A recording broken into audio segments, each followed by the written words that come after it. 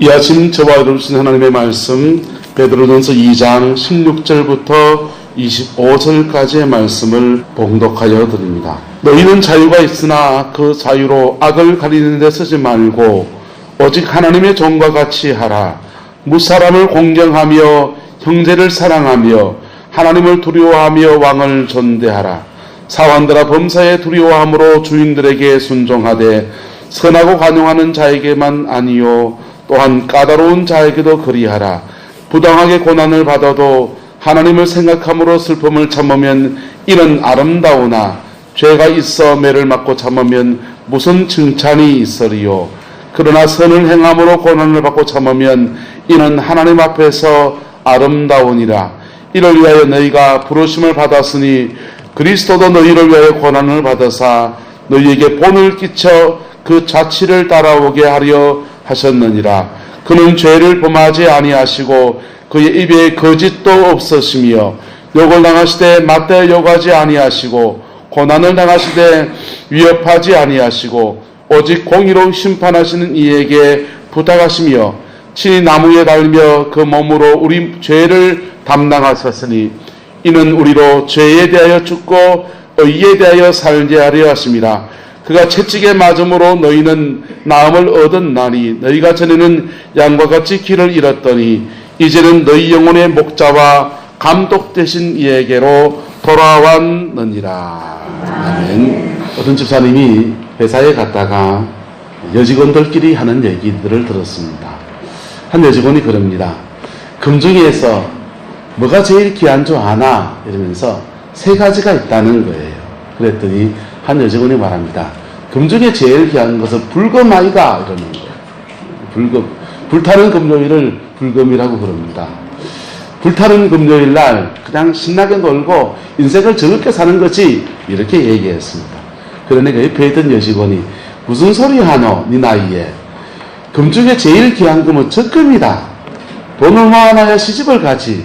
그렇게 얘기하는 겁니다.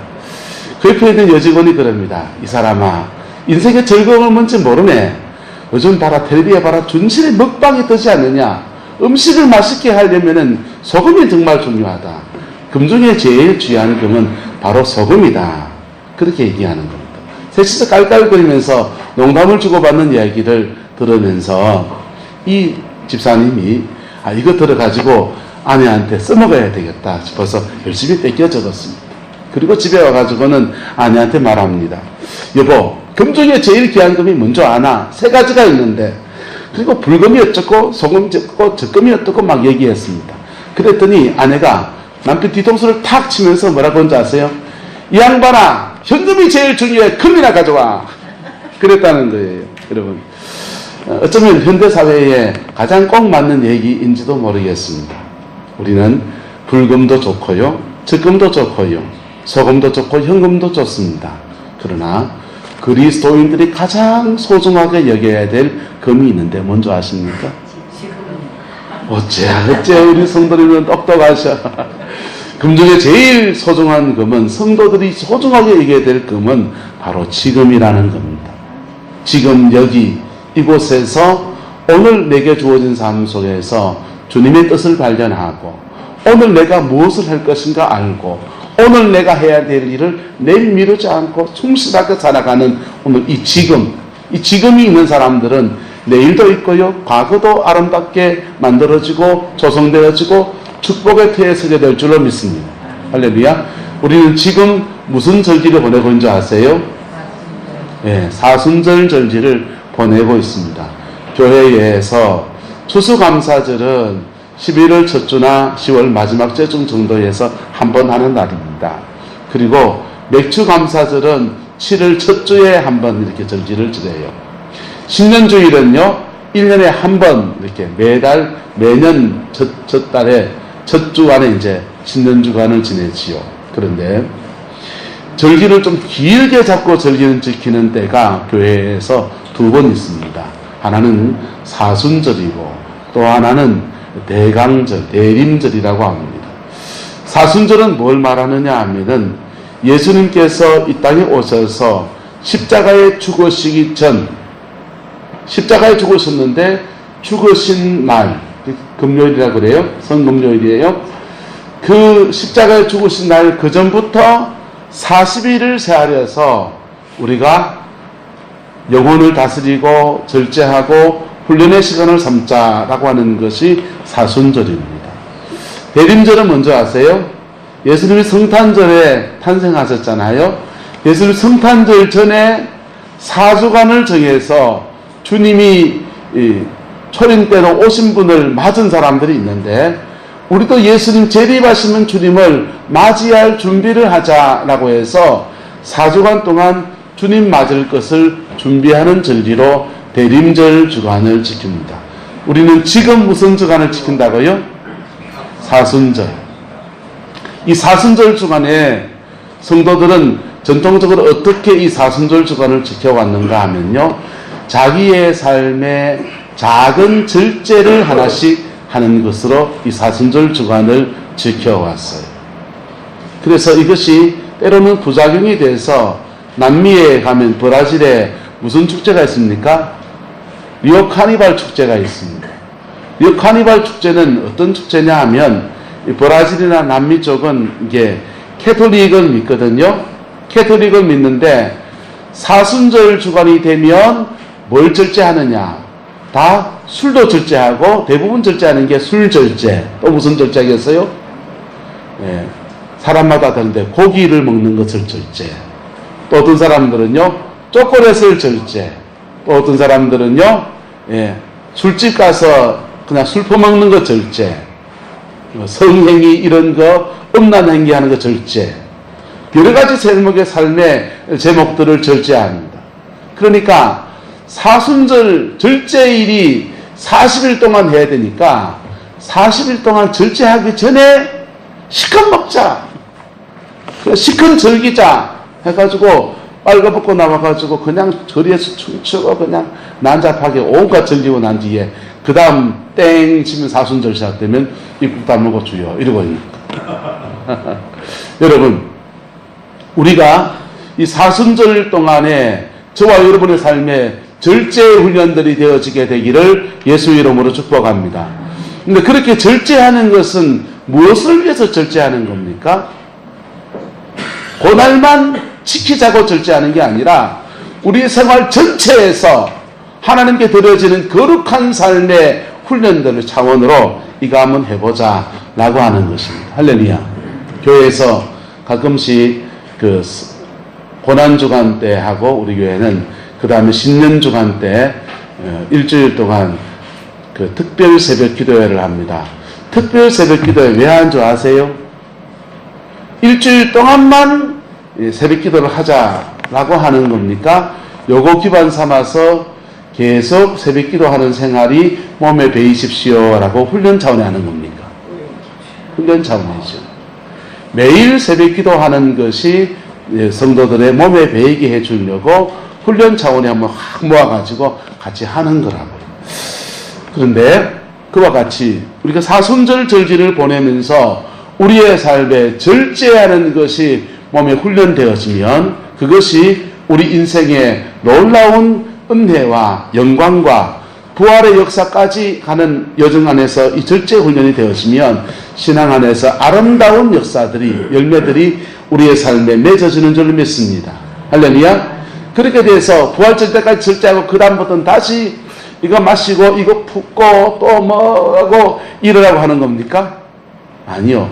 절제가 몸에 배여서 남은 인생도 절제 가운데서 기쁨을 누리고 감사하고 열매 맺는 생이 되는 그 복을 함께 나누고자 사순절 절기를 우리가 보내고 있는 것입니다.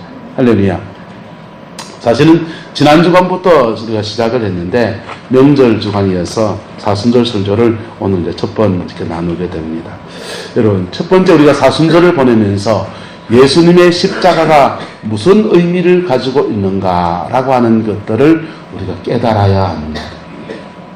십자가의 의미가 여러분들 속에 가슴에 와닿는 은혜가 있기를 예수 이름으로 축복합니다. 여러분, 인류 역사에 말 잘하는 사람들, 은변가들 참 많았습니다. 인류 역사에 위대한 사상을 이 땅에 내놓은 선각자들도 많이 있었습니다. 자기 나름의 인생의 문명의 발달을 이루어 놓은 수많은 사람들도 존재했습니다. 너무나 인류사의 고귀한 스승들이고 한 인류사의 지평을 넓혀준 위대한 사람들인 것은 분명해요. 그런데 그 인류사의 역사에 끊을 수 없는 누구나 당하는 문제가 있는데 그 문제를 해결한 사람이 없었습니다. 누구나 당하는 문제가 뭡니까? 죽음이라는 것. 누구나 다 죽음 앞에서는 공평해집니다. 많이 배운 사람도 적게 배운 사람도 돈을 많이 가진 사람도 적게 가진 사람도 누구나 다 죽음 앞에서는 공평해집니다. 다 죽음의 그 늪을 빠져나올 수 있는 사람도 죽음의 늪을 뛰어넘을 수 있는 사람도 이 땅에 존재하지 않습니다. 그런데 이 죽음에 대해서 놀랍게 도전장을 던지고 그 죽음을 이겨내신 분이 계십니다. 누구십니까? 우리가 구주로 믿는 예수 그리스도이십니다. 할렐루야. 당신만 죽음을 뛰어넘어서 부활의 생명으로 들어가시고 당신만 그 영원한 천국에 들어가신 것이 아니라 오고 가는 모든 인류에게 죽음을 넘어 영생을 얻는 은총의 길을 열어주셨어요. 네. 죽음을 넘어 영생을 얻는 그 놀라운 길을 열어주셨습니다. 그래서 죽음을 많이 본 사람들은요, 죽음을 직업상 많이 다뤄본 사람들은 죽음 앞에 인생이 얼마나 보잘것없는지도 알고 그 죽음을 뛰어넘는 진리를 가진 사람들에 대해서 경외감을 가지게 됩니다. 청송가무소에 큰 부흥을 일으켰던 장로님이요, 안동에 친구가 있었습니다. 그 친구한테 복음을 전하려고 너 예수 믿어라 이렇게 하니까 그 친구는 그냥 이거 좋아하고, 그리고 죄송합니다, 이것도 좋아하고 이것도 좋아하고, 그래서 완악하고 그래서 별로 시큰둥하게 듣는 거예요. 그리고는 예수를 안 믿을 것 같았는데 예수 믿으라고 하니까 당장 내가 믿겠다는 거예요. 그런데 나 10년쯤 지나고 믿으면 안 되나 이렇게 얘기하는 겁니다. 그래서 왜 놀라게 돼서 복음을 잘 받아들이는 것도 않는데 그렇게 예수를 믿겠다고 놀래가지고 너무 아나 이러니까 이 친구가 그러는 거예요. 이 친구가, 박효준 장로님, 이 친구가 안동에서 뭐 하느냐 하면 장의사를 하는, 장의업체를 차려놓고 뭐 상종회를 하면서 여기저기에 그 장례식장마다 음식도 납품하기도 하고 염원하는 걸 하기도 하고 수의를 팔기도 하고 그런 장의 쪽의 일을 하는데, 이분이 장례를 많이 지내보면서 시신들을 염원하고 하면서 이 죽음이 얼마나 사람을 두렵게 하는지를 봅니다. 그런데 그냥 막 인상이 구겨지고서 절망 가운데 죽어나가는 사람들을 보다가 어느 순간부터 또 다른 사람들을 보기 시작합니다. 죽음 앞에 평안한 사람들, 죽음 앞에 기쁨으로 미소를 지며 가는 사람들, 그런 사람들을 봅니다. 자녀손들 모아놓고 유언을 다 하고 할 말 다 하고 군면 다 하고 다시 만나자 빠이빠이 하고 가는 사람들을 만나보았습니다. 야, 뭐가 있네. 죽음 너머의 세계가 존재하네. 그리고 죽음 너머의 세계에 가는 사람들이 따로 있네. 그 사람들이 어떤 사람이냔 말이에요. 예수님의 보혈의 피로 죄사함 받은 사람들. 할렐루야. 바로 저와 여러분들이 바로 그런 사람인 거예요. 예수님의 보혈의 피로 죄사함 받은 사람들. 예? 바로 그런 사람들이 죽음 앞에서 당당하게 천국 가는 놀라운 은혜를 겪는 것들을 여러 건을 보니까 부인할 수 없는, 부인할 수 없고, 나도 결국은 뭐 하는 겁니까? 죽는데 나의 죽음 앞에서 천국이 열려야 됩니까? 지옥길이 열려야 됩니까? 천국길이 열려야 되잖아요. 여러분들 중에서 실손보험 들어놓은 분이 계실 겁니다. 실손보험 들어놓은 분들은요, 나이가 들어서 무슨 일이 생기면, 병원에 가야 될 일이 생기면 걱정이 더 내려앉습니까? 빨리 가야지 생각합니까? 빨리 가야지 하죠. 실손법 만들어 놓은 사람들은요, 큰 병이 더 생기면 아이고 큰애한테 전화해야 되나, 둘째한테 전화해야 되나, 아니면 동생한테 전화할까, 돈은 넣어놨나, 이 걱정합니까 안 합니까? 여러분, 우리가 몸이 아플 때를 대비해서 은행에 적금도 넣어놓고 보험도 넣어놓고 하듯이, 우리가 생명 다하는 날 위해서 반드시 넣어야 될 보험이 바로 예수 안에서 믿음이라는 보험입니다. 할렐루야.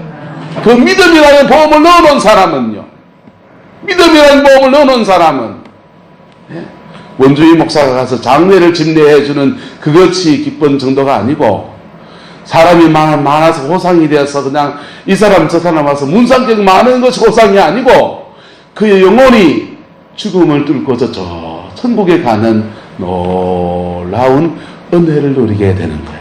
할렐루야. 자, 그 길을 누가 여섰습니까? 그 길을 우리가 믿는 예수 그리스도가 열어주신 겁니다.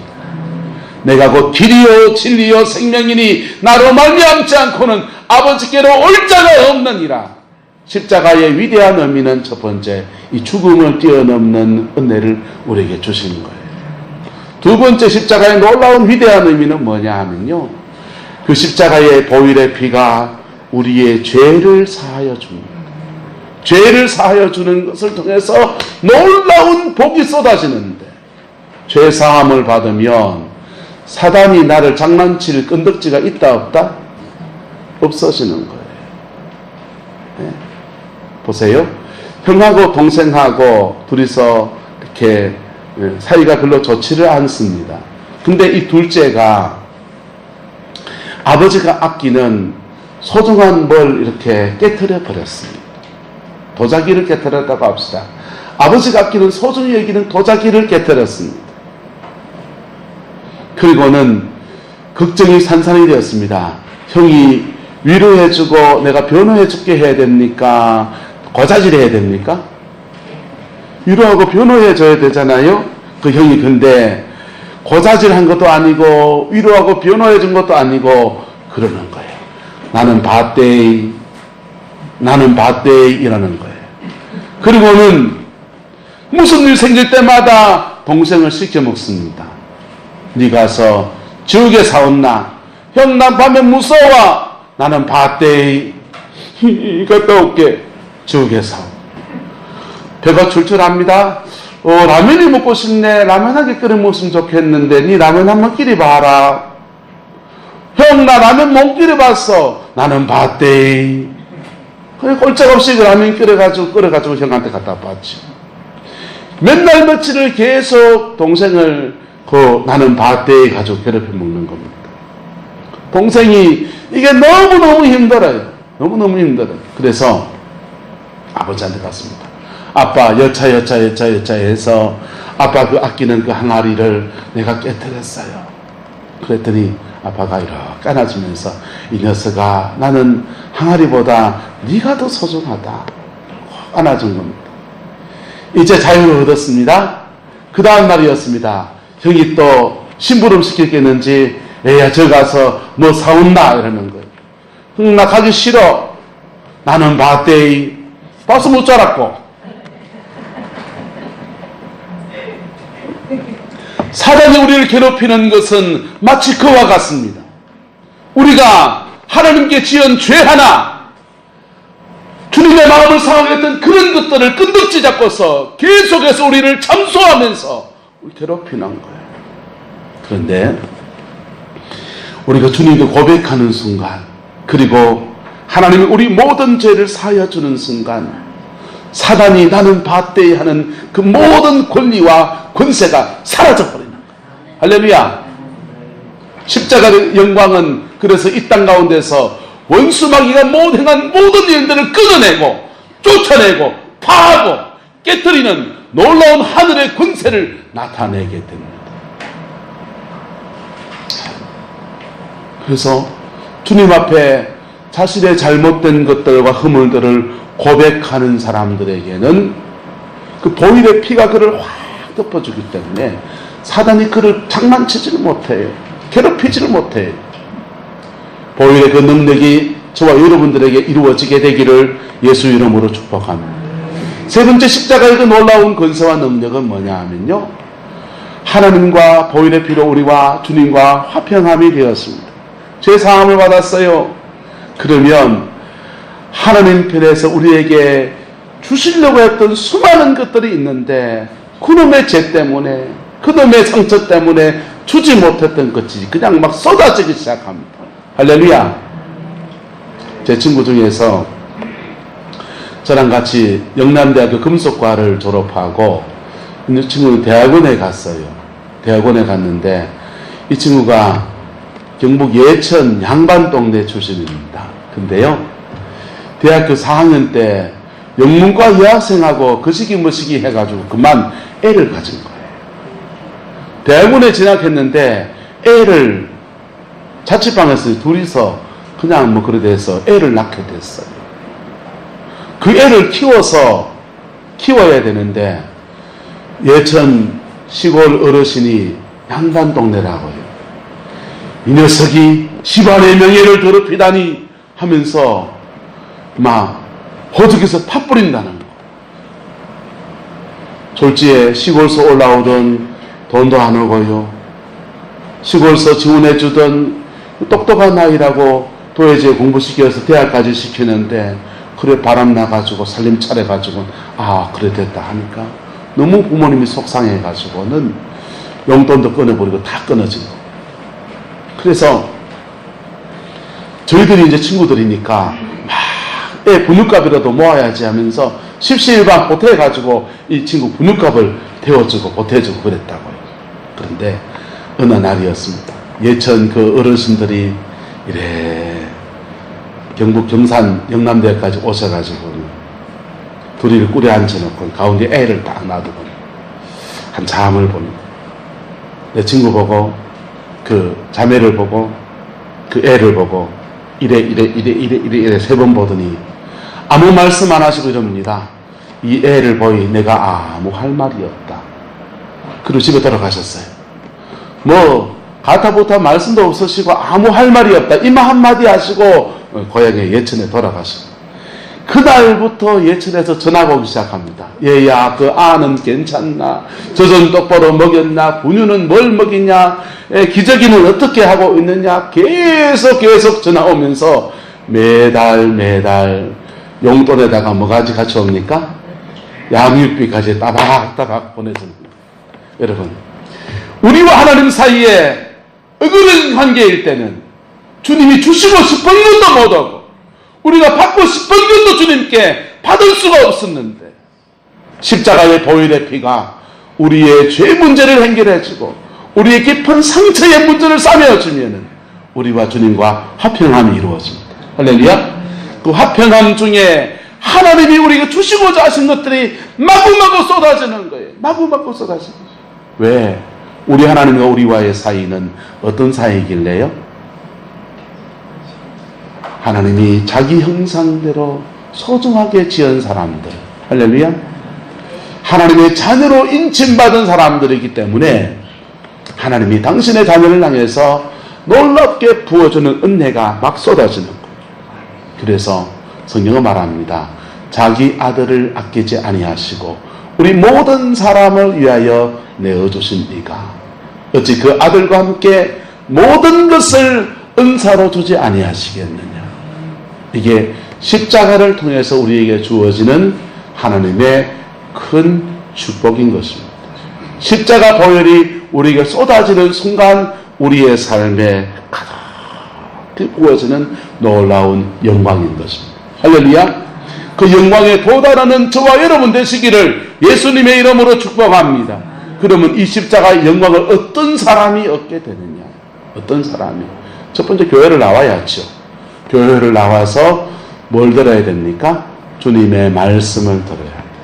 찬송을 하면서 그의 영혼이 좀 부드러워. 여러분 찬송하면요. 특별히 십자가 보혈에 가는 찬송을 하면요. 우리의 마음이 적셔져요. 적설적. 그런데 이렇게 예배에 드리는 것만으로 충분하지 않습니다. 우리가 예배 드릴 뿐 아니라 주님께 우리가 마음을 다해서 나가야 돼. 우리의 진심을 가지고 나가야 합니다. 진심을 가지고 나가면 주님은 우리의 어떤 문제든지 어떤 아픔이든지 씻어주시고 싸매어주십니다. 할렐루야. 여러분, 중환병에 들었습니다. 병원에 갔습니다.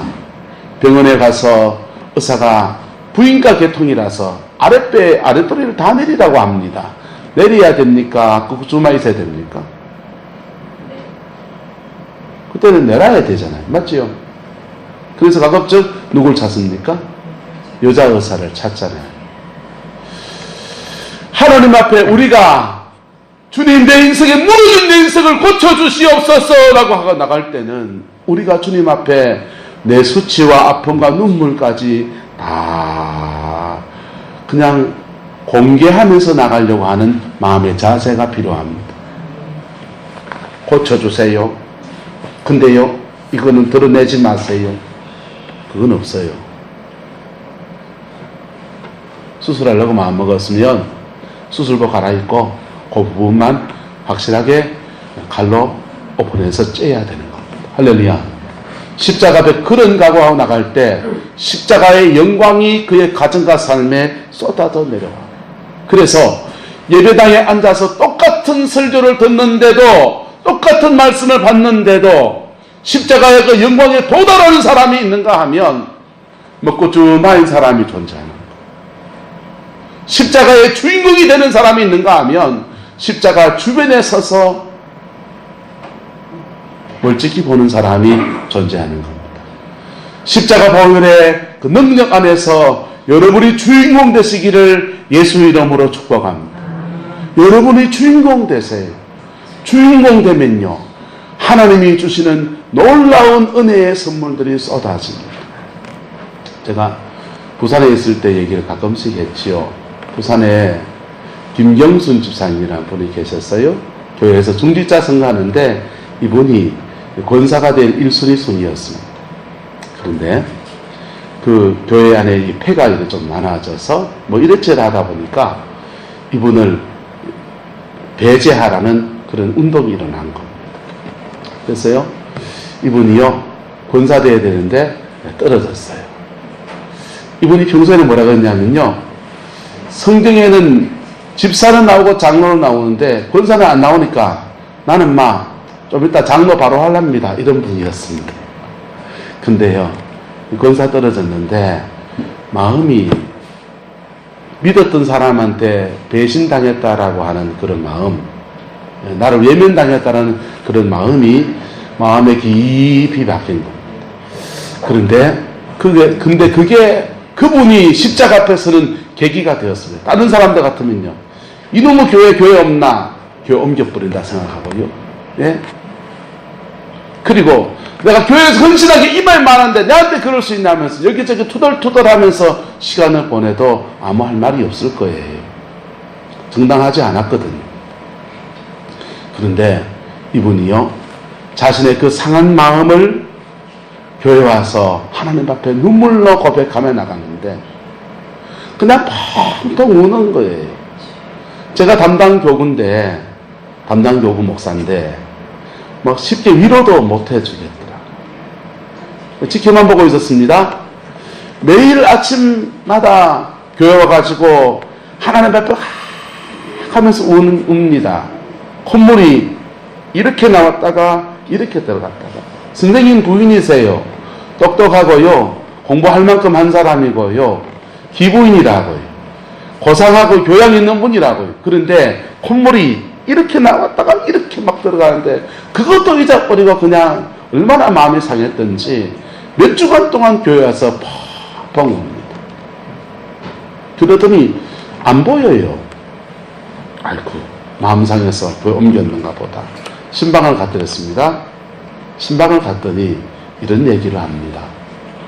목사님, 하나님이 교회로 옮기라 그러고 감당을 주셨습니다. 그렇게 울고 기도했더니 무슨 하나님이 교회로 옮기라고 감동을 주노? 그런 법이 어딨노? 그만 일 가지고 달래고 또 뭐락하고 그렇죠, 목사가. 그런데 그분이 그러는 거예요.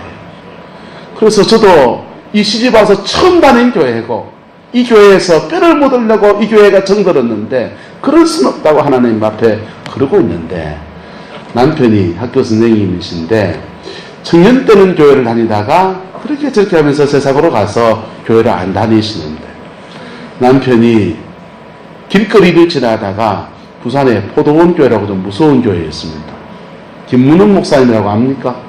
그 양반이 심호하는 좀 무서운 교회였습니다. 그 교회에 잡히면은 그 진돗개처럼 물고 안 놔주는 교회였습니다. 포도원 교회 전도팀들이 길바닥 청소를 하다가 딱 잡힌 겁니다. 잡혀가지고는 뭐 신앙생활 얘기하고 뭐 이런 얘기하면서 딱 잡혀서 포도원 교회 새가족반에 등록해가지고 남편이 새가족 공부를 하게 됐다. 포도원 교회에서 전화 오기를, 그 집사님이신 거 잘 아는데 남편이 일에 전도해서 새가족반 공부를 하는데, 새가족 공부하는 단에는 와가지고 옆에 앉아가지고 분위기를 잡아줘야 될 거 아닙니까? 그래가지고 7주 새가족 공부하는 동안에 거기 가게 됐다는 거. 근데 이미 받은 응답이 뭐예요? 교회로 옮겨라.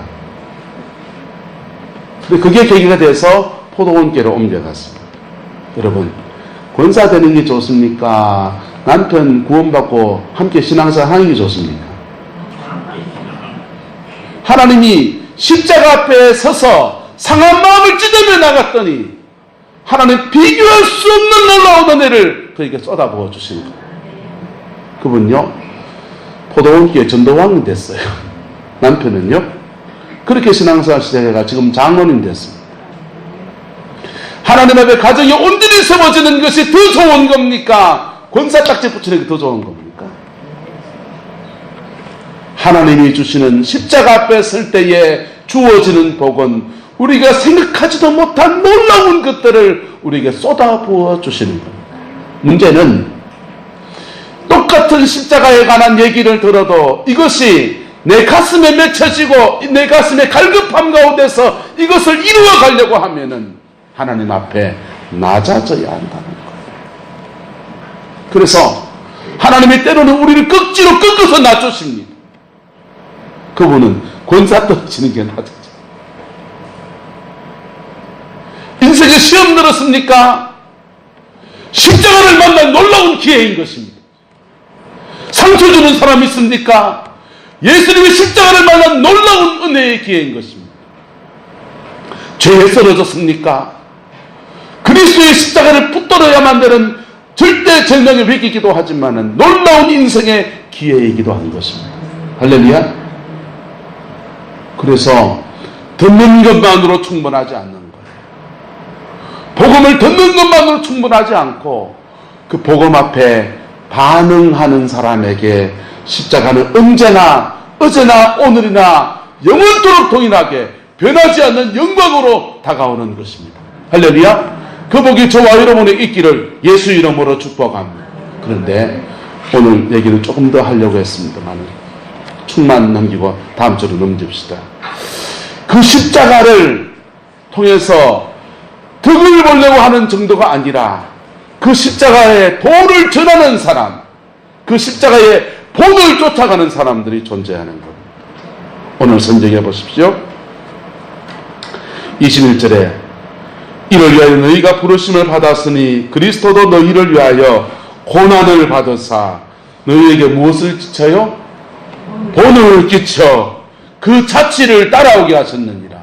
여러분, 인생살이 속에서 십자가가 그의 인생의 본이 되어서 그도 예수님의 십자가의 그 길을 따라가는 사람들이 이 땅에 존재한다는 것입니다. 교회 안에서 바로 이런 사람들이 일어나야 합니다. 여러분, 하나님의 교회 안에서 여러 사람들의 신앙생활을 군상들이 존재합니다. 어떤 분들은 손님같이 신앙생활합니다. 손님같이 신앙생활하면요, 예배드리고 말씀 듣고 주일 나올 때 제일 예쁜 옷 입고 와서 허허허 하고서는요, 그리고는 밥 한 그릇 뚝딱 먹고서는요, 그 다음 어디 가야 됩니까? 집에 가야죠.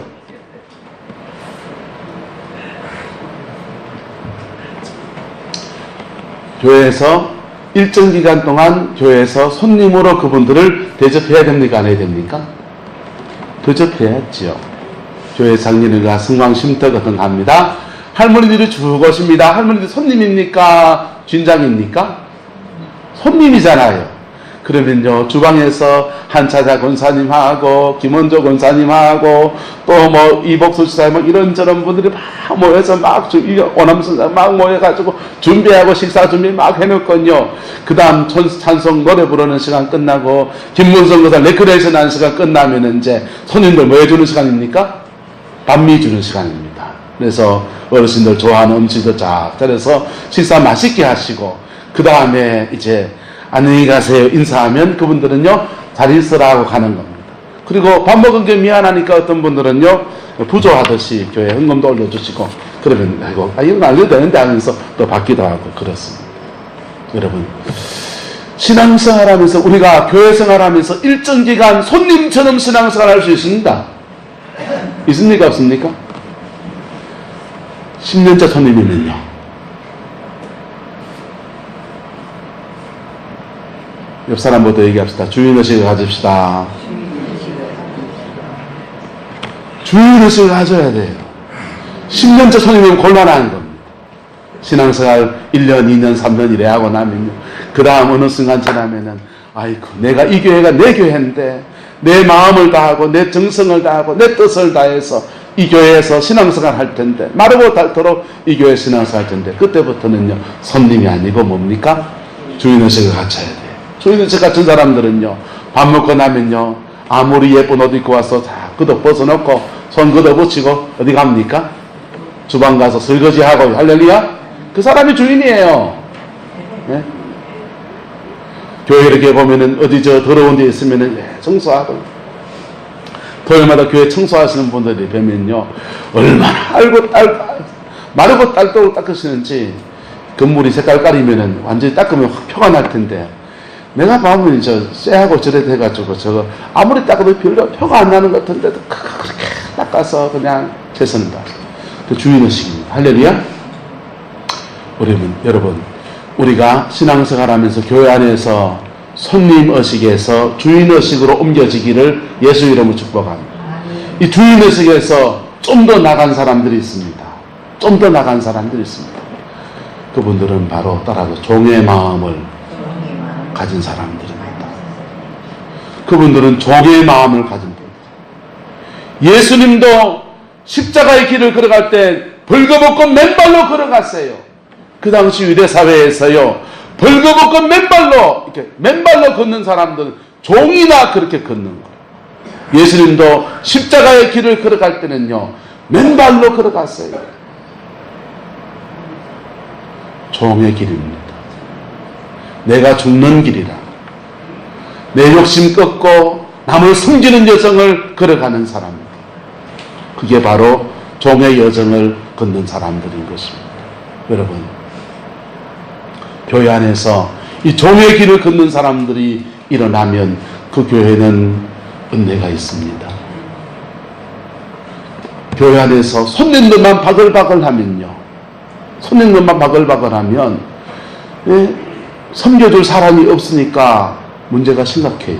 그런데 교회 안에서 종의 길을 걷는 사람이 하나 둘 셋 넷 일어나기 시작하면 그 교회에는요 하나님의 은혜가 그냥 막 쏟아지는 거예요. 할렐루야. 우리 교회 중직자들은 종의 길을 걷는 사람이시기를 예수 이름으로 축복합니다. 적어도 권사님 되면 적어도 장로님이고 적어도 사모고 적어도 목사면은 무슨 길을 걸어야 됩니까? 교회에서 종의 길을 걷는 사람이에요. 할렐루야.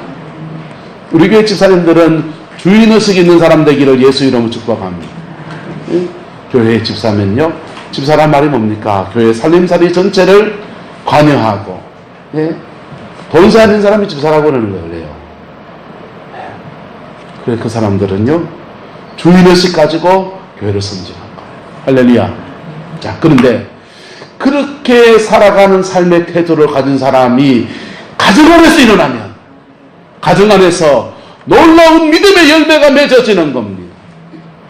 가정 안에서 놀라운 은혜의 열매가 맺어지는 것입니다. 그런 사람이 종의 길을 걷는 사람이 교회 안에서 일어나면 영혼들이 살아나고 생명의 역사가 일어나고 복음이 전파되어지고 십자가의 그 놀라운 근세와 능력이 나타나게 되었습니다. 6.25 전쟁 당시에 맹의순이라는 한 청년이 있었습니다. 이분은 서대문 교회를 출석하면서 장로님 아들이었습니다. 그 당시 서울에 조선신학교가 있었기 때문에 조선신학교에 신학 공부를 하는 신학도이기도 했습니다. 6.25 전쟁이 일어나는 날 이 맹의순이라는 청년은 가난하고 어려운 동네에 그 의료 선교를 간 거예요. 예? 간호사하고 간호장교인 자기와 장례를 약속한 여자친구 간호장교하고 같이 의료 선교를 갔습니다. 그래서 낙후한 데 가서 병원 진료하고서 막 그러고 있었습니다. 그런데 그만 6.25 전쟁이 터졌습니다. 인민군들이 쳐들어오니까 서울시가 혼비백산이 되었습니다.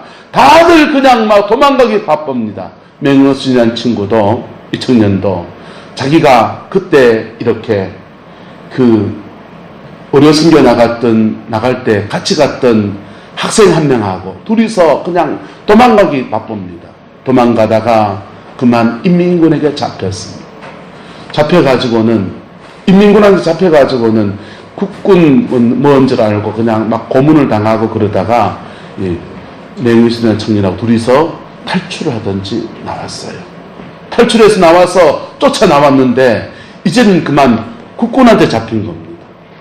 국군한테 잡혀가지고 인민군 잔당으로 오해를 받았습니다.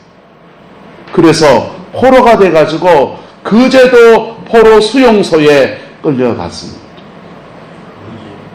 거제도 포로 수용소에 끌려가서 맹의순이 나는 인민군도 아니고 나는 서울의 서대문교회 장로님 아들입니다.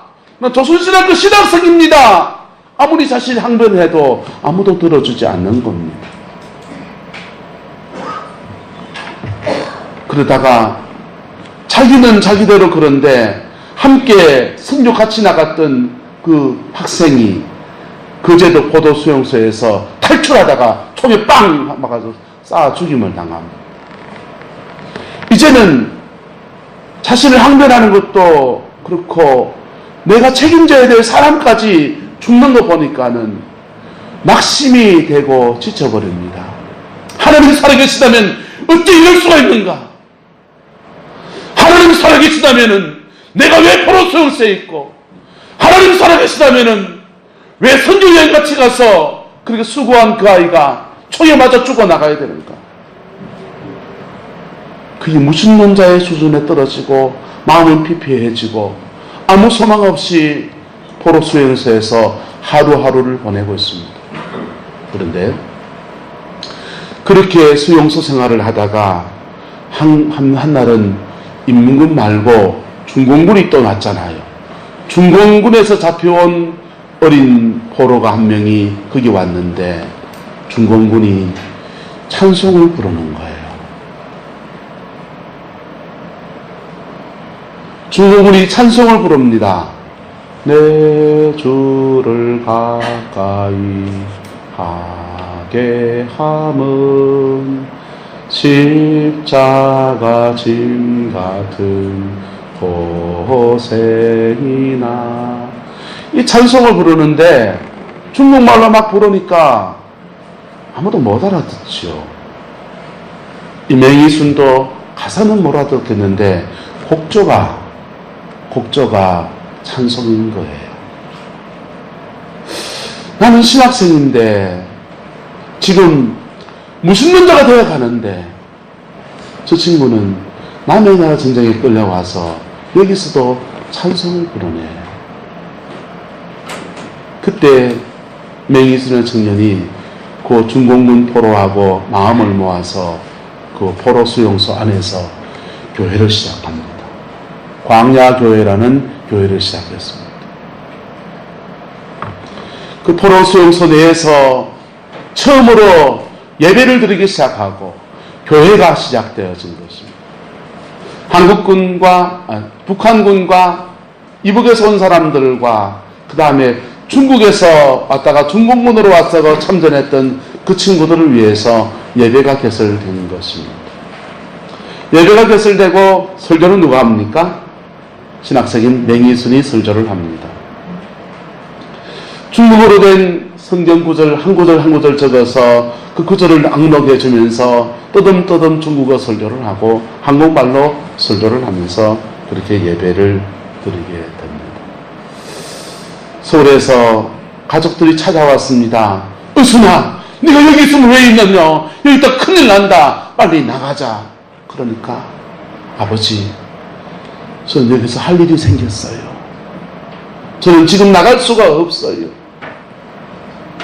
하나님이 여기서 황금보상 같은 선교지를 내게 주셨습니다. 그 영혼들 복음을 전하면서 그렇게 시간을 보냅니다.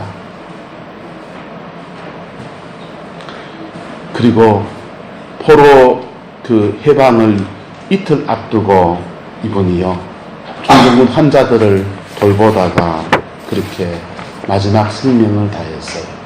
환자들을 돌보면서 발을 씻어주고 환철을 싸매어주고 하는 그런 일을 하면서 양동이를 들고 이렇게 일어서는데 마지막으로 그들에게 일러준 성경이 시편 23편이에요.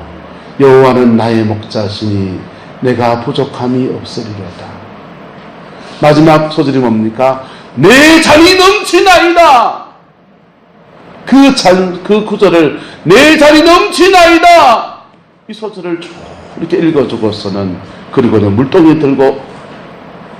들고서는 힘이 빙한지 먼 산을 바라보면서 내 잔이 넘치나이다. 내 잔이 넘치나이다. 내 잔이 넘치나이다. 덜썩 주저앉아서 그 날짜로 돌아가셨습니다. 여러분, 그렇게 이 맹의순을 통해서 복음을 받은 사람들이 얼마나 많았던지 서대문교회에서 1990년대쯤 해서 내 잔이 넘치나이다 라고 하는 실화소설이 등장하고, 맹의순의 제자들이 남긴 의록들을 모아서 맹의순 기념 전시관을 세우고 복음 안에 세워진 수많은 제자들을 남겨두어서 그의 인생을 마감하였습니다. 여러분, 십자가를 통해서 여러분의 삶에 혜택이 있기를 축복합니다. 십자가를 통해 여러분 죄가 끊어지기를 축복합니다. 십자가를 통해 원수의 저주가 끊어지기를 축복합니다. 십자가를 통해서 보혈의 피 안에서 병이 낫기를 축복합니다. 십자가를 통해서 우리의 모든 재정의 문제가, 물질의 문제도 풀어지기를 축복합니다. 그런데 어떤 사람들은 그 십자가를 통해서 안락하고 축복되고 좋은 길을 떠나서 예수님의 제자의 길을 걸어가는 겁니다. 예수님의 제자의 길, 훈련할 수 있는데 그 포로 수용소에 남아서 그리스도가 갔던 십자가의 그 길을 걸어가는 겁니다. 여러분, 아무나 갈 수 있는 건 아니겠지요. 그러나 닥치면 어떻게 해야 됩니까? 말합시다. 닥치면 해내야 된다. 만약 그게 내 인생에 닥친 문제라면 내가 짊어지고 가야 되는 거예요. 한 사람이 짊어져 주던가요? 네? 오숙 권사님 시금치 많이 남아있지요? 그렇지요? 자, 많이 남아있습니다. 자, 요즘 별일 없고 있는 안종문 권사님 와서 목도 안 하고 가서 그 배 줄 수 있습니까? 없습니까? 너무 안 해줘요. 따라서 내일은 내가 해야 합니다. 내일은 내가 해야 됩니다. 주님이 내게 주신 일이라면 그건 내가 해야 되는 거라고요. 내 가정 안에서, 내 삶의 자리 안에서 내가 희생해야 될 일이 있으면 누가 해야 됩니까? 내가 해야 돼. 우리 집 설거지 산더미까지 쌓여 있습니다. 자, 그러면 제가 전화합니다. 한차자 권사님 집에 좀 오셔서 우리 집 설거지 좀 해주세요. 이러면은 한차자 권사님 뭐라 그러시겠어요? 정신이 나갔나? 사모는 뭐 하고? 우리 한차자 권사님 좋으셔가지고 와주신대요. 감사합니다. 마음만이라도.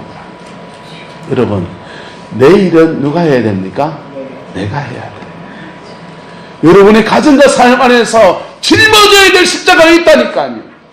짊어져야 될 인생의 무게가 있다니까요. 그거 누가 짊어져야 됩니까?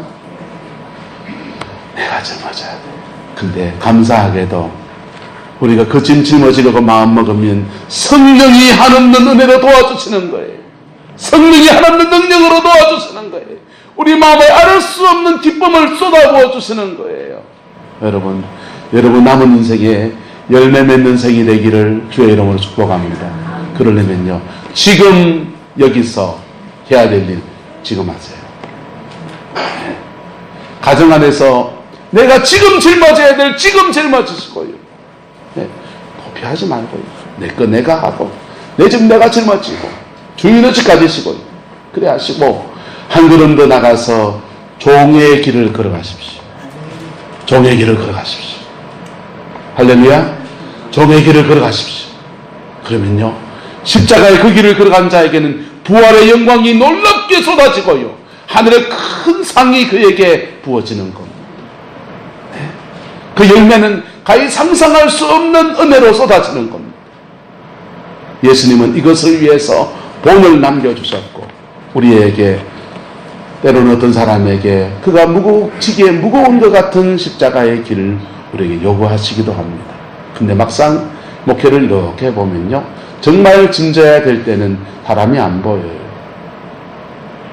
예수님 십자가의 길을 걸어갈 때 여러분, 주님의 십자가가 너무 무거워서 견딜 수 없이 자꾸만 쓰러집니다.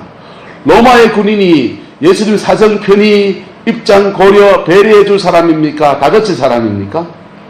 다그칠 사람이잖아요. 그런데 도대체 십자가를 짊어지고 갈 수 없는 상황이 오는 거예요. 그럴 때 구레네 사람 시몬이란 사람에게 십자가를 대신 지웁니다. 대신 진 십자가 메고서 구레네 시몬이 골고다까지 올라가는 거예요. 졸지에 엉뚱하게 십자가 짊어진 사람입니다. 여러분, 그 십자가 구레네 사람을 시몬이 져야 됩니까? 베드로가 져야 됩니까? 그 십자가 마태가 져야 됩니까? 시몬이 져야 됩니까? 그 십자가 사도 요한이 져야 됩니까? 구레네 사람은 시몬이 져야 됩니까? 오늘 시대에 우리가 짊어져야 될 십자가 내팽개치는 거, 엉뚱한 사람이 짊어지고 가는 일들이 허다하게 많습니다. 여러분 몫에 십자가 지고 가면은 하나님은 그 십자가에 대해서 반드시 갚아주십니다. 반드시 역사하십니다. 그 복을 받아 누리는 저와 여러분 되시기를 예수 이름으로 축복합니다. 기도하겠습니다. 사랑과 은혜가 많으신 아버지 하나님, 이 마지막 때를 살면서 예수님의 십자가 그 영광을 보는 성광의 모든 성도들 되게 축복하여 주옵소서. 우리의 죄를 사하시고 우리의 모든 상처를 싸매어 주시고 우리에게 생명과 영광에 속한 그 모든 것을 부어주시는 놀라운 은혜가 우리 성도의 인생과 삶의 가정 안에 충만하게 하시고 그 영광을 친히 목도하며 믿음의 길을 걸어가는 은혜가 있게 역사하여 주옵소서. 여호와께서 함께해 주시기를 원합니다. 지금은 우리 구주 예수 그리스도의 은혜와 우리 하나님의 그 크신 사랑과 성령 하나님의 내주 교통하시며 우리의 삶을 복으로 이끄시고 진리 가운데 세우시며 하늘의 영광으로 덧입히시는 놀라운 역사가 오늘 믿음으로 예배를 드리며 십자가의 영광을 사모하는 성광의 모든 성도들 위해, 가정과 삶의 모든 자리들 위해 지금부터 영원토록 함께 계시기를 간절히 축원하옵나이다. 아멘.